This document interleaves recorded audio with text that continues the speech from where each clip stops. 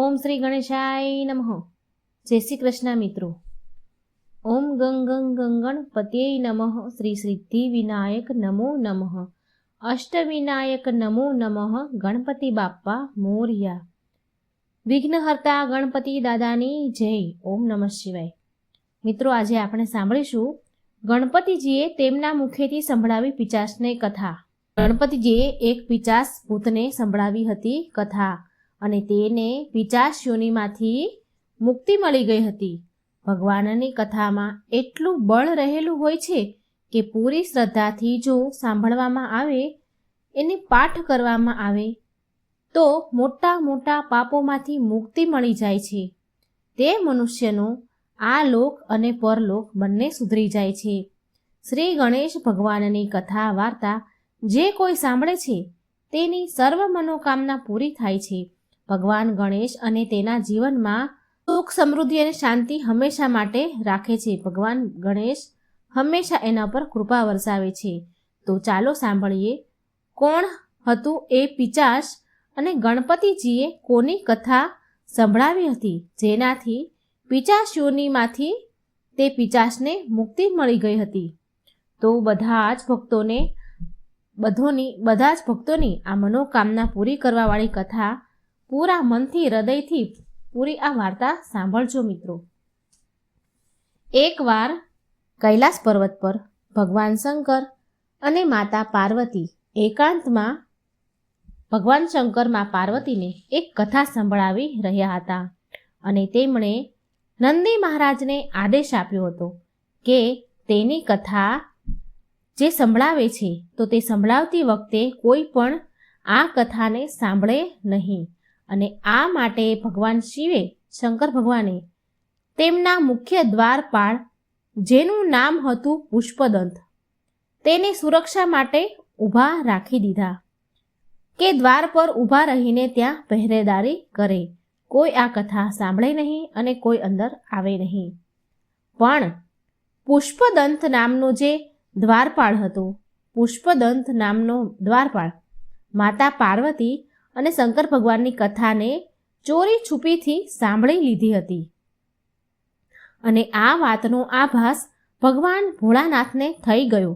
અને પછી ભોળાનાથ તેના દ્વારપાળ પુષ્પદંત પર બહુ ગુસ્સે થયા, બહુ ક્રોધે ભરાયા અને ક્રોધમાં આવીને ભોળાનાથે મુખ્ય દ્વારપાળ પુષ્પદંતને પિચાસ થવાનો શ્રાપ આપી દીધો.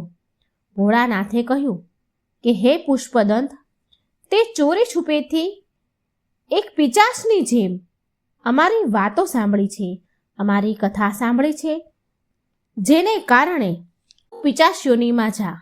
તે એક પાપ કર્યું છે. કોઈ પણ ના સાંભળી શકે એવી કથા, એ વાતો તે સાંભળી છે, તે પાપ કર્યું છે. માટે હું તને શ્રાપ આપું છું કે તું પિચાસ બનીને પિચાસની જેમ ભટકતો રહીશ. ક્યાંય પણ તું એકચિત એકાગ્ર નહીં રહે. ભગવાન શિવના આટલું જ કહેતા પુષ્પદંત પિચાસ બનીને પૃથ્વીલોક પર આવી જાય છે અને પૃથ્વી પર વિચરણ કરવા લાગે છે. પૃથ્વી પર પિચાસ બનીને મનુષ્યોને હેરાન કરવા લાગે છે, લોકોને ડરાવવા લાગે છે. પિચાસથી તો કોણ ન ડરે, બધા જ ડરે. પુષ્પદંતની પત્ની જયા એનું નામ હતું. જયાના અનુરોધ કરવાથી પુષ્પદંતને પિચાસ યોનિમાંથી મુક્તિ દેવા માટે ભગવાન ગણેશને પૃથ્વીલોક પર આવવું પડે છે. પૃથ્વીલોક પર ભગવાન ગણેશ આવે છે અને પુષ્પદંત પિચાસને ભગવાનના ભક્તોની કથા સંભળાવે છે. હવે જે કથા ગણપતિજીએ પુષ્પદંતને સંભળાવી હતી એ કથા હું તમને કહેવા જઈ રહી છું. ભગવાન ગણેશે ખુદ એના મુખેથી પિચાસ યોનિમાં આવેલા પુષ્પદંતને આ કથા સંભળાવી હતી, જે હવે હું તમને સંભળાવવા જઈ રહી છું. પૂરા મનથી, હૃદયથી, આત્માથી આ વાત સાંભળજો. પ્રાચીન સમયની આ વાત છે. દક્ષિણ ભારતની તુંગભદ્રા નદીના તટ પર એક નગરમાં આત્મદેવ નામનો બ્રાહ્મણ એક વ્યક્તિ રહેતો હતો. એ આત્મદેવ બધા જ વેદોમાં પારંગત હતો. આત્મદેવની પત્નીનું નામ હતું ધૂંધળી. ધૂંધળી બહુ જ સુંદર હતી, પણ સ્વભાવથી એકદમ ક્રૂર અને ઝઘડાળુ હતી. ઘરમાં બધા જ પ્રકારનું સુખ હતું, ધન વૈભવ બધું જ હતું, પણ આત્મદેવ તેની પત્નીથી તો દુઃખી હતા જ, પણ સાથે સાથે તેને કોઈ સંતાન ન હતું અને આ કારણે તે વધારે ને વધારે દુઃખી રહેતા હતા. સંતાન પ્રાપ્તિ માટે આત્મદેવ બ્રાહ્મણે બહુ જ પ્રયત્ન કર્યા, પણ તેમને કંઈ સફળતા મળી નહીં અને થાકી હારીને અંતે આત્મદેવે આત્મહત્યા કરવાનું નક્કી કર્યું. આત્મહત્યા કરવાનો વિચાર કરી લીધો. આમ મરવાનો વિચાર કરી આત્મદેવ વન તરફ જવા નીકળી ગયા. વનમાં તેને એક મહાત્માજી મળ્યા. આત્મદેવ તે મહાત્માની સામે બહુ રડવા લાગ્યા. એટલે મહાત્માએ તેમના દુઃખનું કારણ પૂછ્યું. એટલે આત્મદેવે કહ્યું, આ બ્રાહ્મણ હતા, એણે કહ્યું કે મારી પાસે ખાવા પીવા ધન દોલત ઐશ્વર્ય બધું જ છે, પણ મારી પાસે ખાવાવાળું કોઈ નથી અને તે માટે હું બહુ દુઃખી છું. મારી સાથે જમનારું કોઈ નથી, મારા ઘર સૂનું છે. હું મરવાની ઈચ્છાથી આત્મહત્યા કરવા માટે અહીં આવ્યો છું. સંતાન માટે હું એટલો બધો દુઃખી છું કે મને બધું જ અધૂરું લાગે છે, બધું જ સૂનું સૂનું લાગે છે. હે ઋષિવર, આટલું જ નહીં, પણ હું જે ગાયને પાળું છું મારા ઘરે, તે પણ વાંજણી છે, તે પણ વાંજણી થઈ જાય છે. જે ઝાડ ઉગાડું છું, જે ફૂલ છોડ ઉગાડું છું, તે પણ સુકાઈ જાય છે. જે ઝાડ ઉગાડું તેમાં પણ ફળ નથી આવતા. હું બહુ અભાગ્યો છું. આમ આટલું કહીને આત્મદેવ ધ્રુસકે ને ધ્રુસકે ખૂબ રડવા લાગ્યા. મહાત્માજી બોલ્યા કે તારે કોઈ સંતાન નથી, આ તો તારા ઉપર ઈશ્વરની બહુ મોટી કૃપા છે. જેને કોઈ સંતાન નથી હોતું ને, તો તે વ્યક્તિ બધા જ ઋણોથી મુક્ત છે. એટલા માટે હે બ્રાહ્મણ, તું લાલસામાં ન આવ. લાલસાથી પુત્ર મોહ ત્યાગી દે, કારણ કે પુત્રની કામનાથી સંસારનો મોહ થશે અને તું પરમાત્માથી દૂર થઈ જઈશ. જે પ્રતિકૂળમાં પણ જે પરમાત્માની કૃપાનો અનુભવ કરે છે તે જ સાચો વૈષ્ણવ ભક્ત છે. તું પુત્રની લાલસા ન કર. જે પરમાત્માને ભજે છે તે જ સાચો વૈષ્ણવ ભક્ત છે. ગમે તેવી પરિસ્થિતિમાં પરમાત્માનો અનુભવ કરે છે તે જ વૈષ્ણવ ભક્ત છે અને તેને જ સદગતિ મળે છે. આ સાંભળી આત્મદેવ બોલ્યા, હે મહાત્મા, તમારા ઉપદેશથી મારી મુક્તિ નહીં થાય. મુક્તિ માટે તો મને પુત્ર જ જોઈએ. મહાત્મા હસવા લાગ્યા અને બોલ્યા કે હે બ્રાહ્મણ, શાસ્ત્રોમાં એવું લખ્યું છે કે પુત્રથી મુક્તિ નથી મળતી.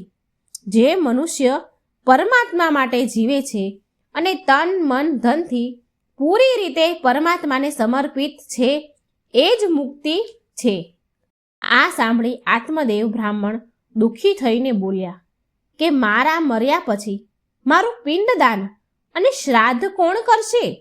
અને જો પિંડદાન નહીં થાય તો હું અનેક યોનિઓમાં ભટકતો રહીશ. એટલા માટે તમે ગમે તે ઉપાય કરો, કોઈ ઉપાય કહો કે જેનાથી મને સંતાન પ્રાપ્તિ થાય.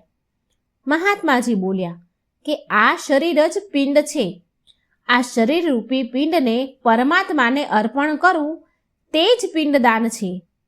શ્રાદ્ધ કરવાથી પિતૃ પ્રસન્ન થાય છે, પણ મુક્તિ અશક્ય છે.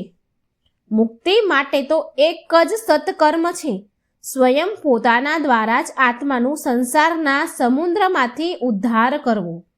મહાત્માના બહુ જ સમજાવ્યા પછી પણ આત્મદેવ માન્યા નહીં, સમજ્યા નહીં અને બોલ્યા કે મહાત્માજી, તમે મને પુત્ર આપી દો, નહીં તો હું તમારી સામે જ મારા પ્રાણ ત્યાગી દઈશ અને એનો દોષ તમને જ લાગશે. હવે આટલી બધી હઠ જોઈ, બહુ હઠ કરી આત્મદેવ બ્રાહ્મણે, અને આટલી બધી હઠ જોઈને આત્મદેવને આટલા બધા દુઃખી જોઈને મહાત્માએ તેને એક ફળ આપ્યું અને બોલ્યા કે ફળને તું તારી પત્નીને ખવડાવી દે છે. આ જે ફળ મેં આપ્યું છે એ દિવ્ય ફળ છે. આ ફળ તારી પત્નીને ખવડાવી દે છે તો તેને એક પુત્ર થશે. પણ તારી સ્ત્રીને, તારી પત્નીને 1 વર્ષ સુધી સાત્વિક જીવન જીવવું પડશે. જો તે આમ કરશે ને તો બાળક શુદ્ધ સ્વભાવનું થશે. આત્મદેવ રાજી થઈ ગયા અને રાજી ખુશીથી તે ફળ લઈને ઘરે આવ્યા અને તેની પત્ની ધૂંધળીને આ ફળ આપ્યું. પણ તેની પત્ની ધૂંધળી તો સ્વભાવે બહુ ક્રૂર, જબરી, એટલે તેણે આ ફળ ખાધું નહીં. લઈ તો લીધું પણ ખાધું નહીં. અને એમ વિચાર કરીને ફળ ન ખાધું કે અરે, ગર્ભ અવસ્થામાં તો બહુ કષ્ટ ઉપાડવા પડે, બહુ તકલીફ, બહુ પીડા વેઠવી પડે, અને તે બાળક આવશે અને તેનું લાલન પાલન કેવી રીતે કરીશ? આ તો બહુ અઘરું કામ છે. અને આ જો સુખદેવજી જેવું બાળક આવે અને હું 12 વર્ષ સુધી ગર્ભવતી રહીશ તો હું તો મરી જ જઈશ. આટલું બધું કેવી રીતે થઈ શકે મારાથી? ના ના ના, હું આ ફળ નહીં ખાઉં. ધૂંધળીએ આ ફળ ખાધું નહીં અને આ બધી વાત તેની નાની બહેનને કહી. ધૂંધળીની એક બહેન હતી, તેને કહી. એટલે તેની બહેને એક યુક્તિ કહી. તેની બહેન બોલી, બહેન ધૂંધળી, હું ગર્ભવતી છું.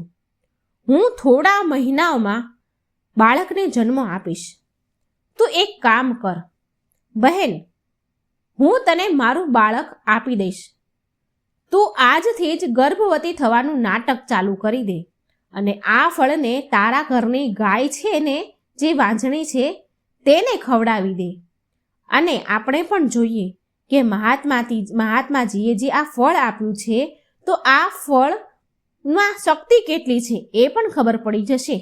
આમ ધૂંધળીએ અને તેની બહેને ષડયંત્ર રચ્યું અને ધૂંધળીએ ફળ તેના ઘરે જે ગાય હતી, જેને વાછડા થતા નહોતા, જે ગાયને તે પાળતી હતી, તેને આ ફળ મહાત્માનું જે આપ્યું હતું એ ખવડાવી દીધું. પછી ગર્ભવતી થવાનું ધૂંધળીએ નાટક ચાલુ કરી દીધું અને એ નાટક કરી તેના પિયર ચાલી ગઈ.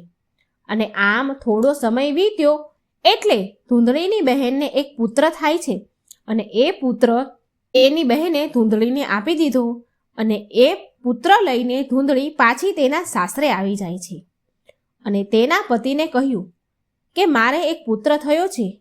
આત્મદેવની તો ખુશીનો કોઈ પાર ન રહ્યો. બહુ ખુશ થયા અને બહુ મોટો ભારે ઉત્સવ મનાવ્યો. નામકરણ સંસ્કાર કરાવ્યો. પોતાનું નામ આત્મદેવ હતું એટલે તેના પુત્રનું નામ બ્રહ્મદેવ રાખવાનું વિચાર્યું. પણ ધૂંધળી તેની સાથે ઝઘડી કે મેં પુત્ર જન્મ આપ્યો છે તો નામ પણ મારે જ રાખવાનું ને, હું તમને નામ શું કામ રાખવા દઉં? આત્મદેવ બોલ્યા, હા ભાઈ, તું રાખી લે. ઠીક છે, તારે જે નામ રાખવું હોય એ રાખી લે. સ્વભાવે ઝઘડાળુ હતી, એને કોણ પહોંચે? એટલે આત્મદેવે કહ્યું, તને જે કરવું હોય એ કર. ધૂંધળી બોલી કે મારું નામ ધૂંધળી છે ને તો મારા પુત્રનું નામ ધૂંધકારી પડશે. આમ તેના છોકરાનું નામ ધૂંધળીએ ધૂંધકારી રાખ્યું. અને ધૂંધળી જે ફળ ગાયને ખવડાવ્યું હતું ધૂંધળીએ, તે ફળના કારણે તે ગાયને 2 મહિના પછી એક મનુષ્યના બાળકને જન્મ આપ્યો. ગાયે મનુષ્યના બાળકને જન્મ આપ્યો. તેના કાન બહુ મોટા મોટા હતા. પણ આત્મદેવે તે ગાયના બાળકનું નામ એ મનુષ્ય જાતિનું થતું માટે એનું નામ આત્મદેવે ગૌકર્ણ રાખ્યું. હવે બંને મોટા થવા લાગ્યા. બંને બાળક મોટા થાય છે. ધૂંધકારી દુષ્ટ પ્રવૃત્તિનો હતો અને ગૌકર્ણ જે ગાયનું સંતાન હતું તે બહુ જ સાત્વિક, સાદો, પ્રવૃત્તિનો સરળ સ્વભાવનો હતો. ધૂંધકારી બહુ દુષ્કર્મ કરતો હતો. દારૂ પીવે, શરાબ પીવે, જુગાર રમે, ઘરની બધી જ સંપત્તિને ધીરે ધીરે બહાર તેના અય્યાશી માટે વેચી દે. ધીરે ધીરે ધુંધકારીએ બધી જ સંપત્તિ વેચી નાખી. જે આત્મદેવે ભેગી કરી હતી, જે કમાયા હતા, એ બધી જ સંપત્તિ ધુંધકારીએ વેચી નાખી. આ માટે તો જૂની કહેવત છે કે જો દીકરા સારા હોય તો સારું, જો દીકરા પુત્ર દુષ્ટ સ્વભાવના હોય, દુષ્ટ હોય, તો લોહી પરસેવાની જે કમાણી ભેગી કરી હોય ને એ બધી જ બરબાદ કરી નાખશે. અને જો પુત્ર સુપોત હોય, સારા હોય, તો મહેનત કરીને ધનમાં, સંપત્તિમાં વધારો કરે છે અને સમાજમાં નામ રોશન કરે છે. એક દિવસ બન્યું એવું, એક દિવસ ધુંધકારીએ તેના પિતા આત્મદેવને ખૂબ માર માર્યો. હવે દીકરાના આવા ત્રાસથી, એના આવા દુષ્ટ વર્તન, દુષ્ટ સ્વભાવથી, દુષ્ટ કર્મથી આ કારણે આત્મદેવ બહુ દુઃખી થવા લાગ્યા. તેમને બહુ દુઃખ થયું. હવે દીકરો પિતાને મારે તો કેમ દુઃખ ન થાય? એમને આત્મદેવને બહુ દુઃખ થયું અને વિચાર કરતા કે આનાથી તો સારું હતું કે મારે કોઈ સંતાન જ ન હોત, હું નિસંતાન જ સારો હતો. પુત્રના કારણે દુઃખી થયેલા જોઈને ગૌકર્ણ કહે છે, પિતાજી, આ સંસાર દુઃખરૂપી છે તથા મોહ માયામાં બાંધે છે. આ સંસાર બધાને, આપણને સંસારમાં માત્ર ભગવાનમાં મન પરોવીને જ સુખી થઈ શકાય છે. માટે પુત્ર મોહનો ત્યાગ કરીને ભગવદ્ ગીતાનો પાઠ કરો, ત્યારે જ મનુષ્યનો જન્મ સફળ થશે. હે પિતાજી, તમે હવે ધુંધકારીના દુષ્કર્મ પણ ધ્યાન ન આપો અને વનમાં જઈને પ્રભુની આરાધના કરો. ગૌકર્ણની વાત સાંભળીને, સમજીને, પુત્રનો મોહ ત્યાગીને આત્મદેવ ગંગા કિનારે આવ્યા. ભગવદ્ પુરાણના 10મા સ્કંદનો રોજ પાઠ કરતા હતા અને આ કારણથી તેમણે જીવનમાં શ્રી કૃષ્ણ ભગવાનની પ્રાપ્તિ થઈ અને આત્મદેવ ભગવાનમાં વિલીન થઈ ગયા. આત્મદેવના પ્રભુના ધામમાં ગયા પછી, આત્મદેવના ચાલ્યા ગયા પછી એક દિવસ ધૂંધળીએ પણ તેના પુત્રના વર્તન, વ્યવહાર, દુષ્કર્મથી, તેના ત્રાસથી દુઃખી થઈને કૂવામાં પડીને આત્મહત્યા કરી લીધી અને તે ધૂંધળી પણ મરી ગઈ. હવે બીજી તરફ જે ગૌકર્ણ હતો, જે એનો ભાઈ હતો, તે તીર્થયાત્રા પર નીકળી ગયો. હવે ધુંધકારી રહ્યો ઘરમાં એકલો. હવે તે પૂરી રીતે આઝાદ થઈ ગયો. છૂટછાટ મળવાના કારણે હવે ધુંધકારીએ 5 વેશ્યાઓને ઘરમાં લઈને મૂકી દીધી. ઘરમાં લઈ આવ્યો. ધુંધકારીએ વેશ્યાઓની માંગને પૂરી કરવા માટે ચોરી કરતો, દારૂ પીતો, જુગાર રમતો, ખરાબ કામોમાં એ લતે લાગી ગયો. વેશ્યાઓની માંગ, ઈચ્છા પૂરી કરવા માટે એક દિવસ ધુંધકારીએ રાજાના મહેલમાં ચોરી કરી. વેશ્યાઓએ વિચાર કર્યો કે આ ધુંધકારી ચોરી કરે છે અને એ પણ રાજાના મહેલમાં પણ ચોરી કરી લાવે છે. જો આ જીવતો રહેશે ને તો આપણે બધાને જ પકડાવી દેશે, આપણે બધા જ પકડાઈ જઈશું. આના કરતાં તો સારું છે આપણે આને મારી નાખીએ, એ જ સારું રહેશે. આમ 5 વેશ્યાઓએ મળીને આવો પ્લાન બનાવ્યો. આમ વિચાર કરીને રાતે બધી વેશ્યાઓએ મળી રાતે સૂતેલા ધુંધકારીને દોરડાથી કસીને બાંધી દીધો અને સળગેલા કોલસા તેના મોંમાં નાખીને તેને તડપાવીને મારી નાખ્યો અને એના શરીરને ત્યાં જ જમીન, ધરતી ખોદીને ત્યાં જ દાટી દીધો, ઘરમાં જ. ધુંધકારી તેના કુકર્મના કારણે ભયંકર પ્રેત બન્યો. જે પાપ કરે છે તેને પ્રેત યોનિમાં જવું જ પડે છે, પ્રેત બનવું જ પડે છે. ગૌકર્ણને જ્યારે તેના ભાઈના મૃત્યુની વાતની ખબર પડી તો ગૌકર્ણએ ગયામાં જઈને ધુંધકારીનું શ્રાદ્ધ કર્યું. છતાં પણ ધુંધકારીને મોક્ષ ન મળ્યો, તેનો ઉદ્ધાર ન થયો. હવે ધુંધકારી પ્રેત બનીને પ્રેત થયો એટલે ગૌકર્ણને, એના ભાઈને ડરાવવા લાગ્યો. ગૌકર્ણ એટલા બધા ગાયત્રી મંત્રના જાપ કરતા હતા કે ધુંધકારી તેની પાસે આવી શકતો ન હતો. એક દિવસ ગૌકર્ણની પાસે ધુંધકારી પ્રેત યોની થઈને આવ્યો તો ગૌકર્ણએ પૂછ્યું કે તું કોણ છે? ત્યારે ધુંધકારી પ્રેત બોલ્યો કે હું તારો ભાઈ છું, ધુંધકારી છું. ભાઈ, તું બહુ દયાળુ છે, મને તું આ પ્રેત યોનીમાંથી મુક્તિ અપાવ. ગૌકર્ણ બોલ્યા, ભાઈ, મેં તો તારું ગયામાં જઈને પિંડદાન પણ કર્યું છે, તો પણ તને મોક્ષ નથી મળ્યો, તારો ઉદ્ધાર ન થયો. ધુંધકારી બોલ્યો, ભાઈ, મેં બહુ ખરાબ કામ કર્યા છે, બહુ દુષ્ટકર્મ કર્યા છે, માટે ગયામાં જઈને પિંડદાન કરવાથી મારો મોક્ષ થયો નથી. બીજો કોઈ પણ રસ્તો ઉપાય કર અને મારો મોક્ષ કર, મને પ્રેત યોનીમાંથી મુક્તિ અપાવ.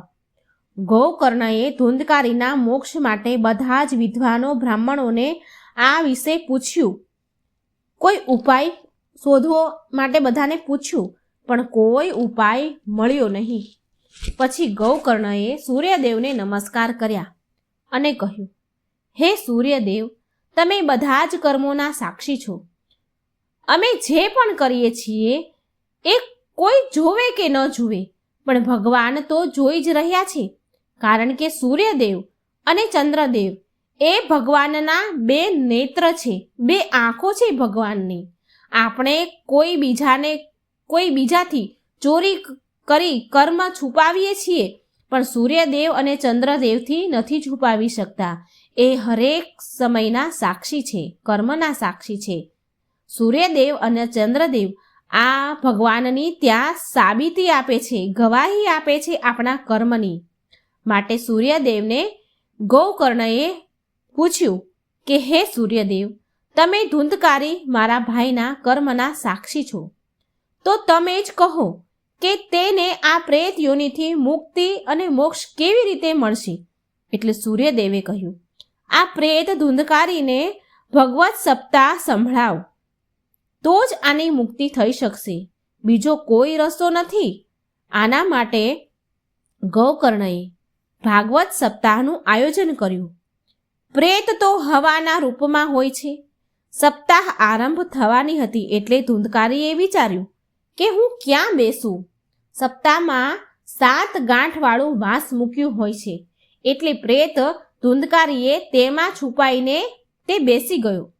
ઘણા લોકો ભાગવત સપ્તાહમાં 7 ગાંઠનો વાંસ મૂકે છે.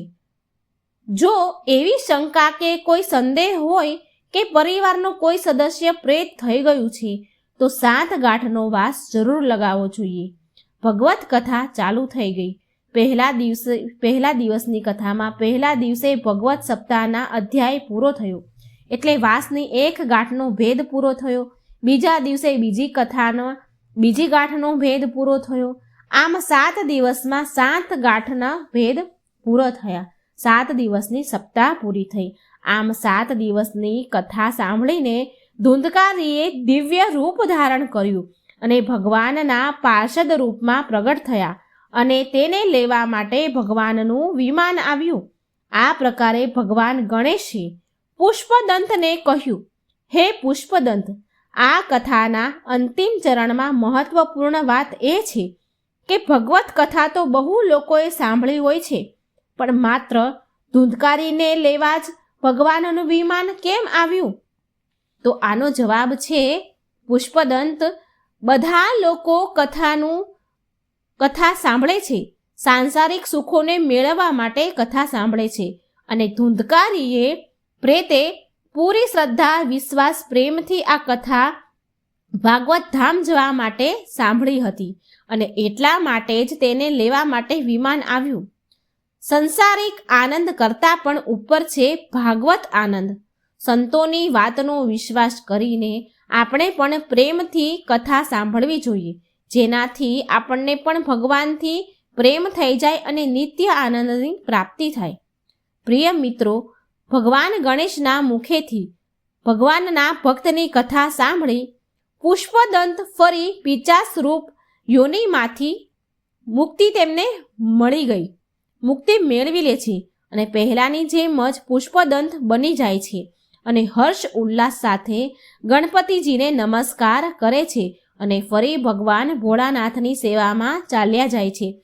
ભગવાન ભોળાનાથે પુષ્પદંતનું આદર સત્કાર કર્યો અને તેને ગળે લગાવ્યા અને જગતમાં તેનું નામ અમર થવાનો આશીર્વાદ આપ્યો.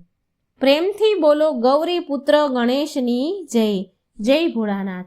જો મિત્રો મારી વાર્તા સારી લાગે તો મારી ચેનલને લાઈક, સબસ્ક્રાઈબ અને શેર જરૂર કરજો. કમેન્ટ બોક્સમાં ગણપતિજીનું નામ જરૂર લખજો.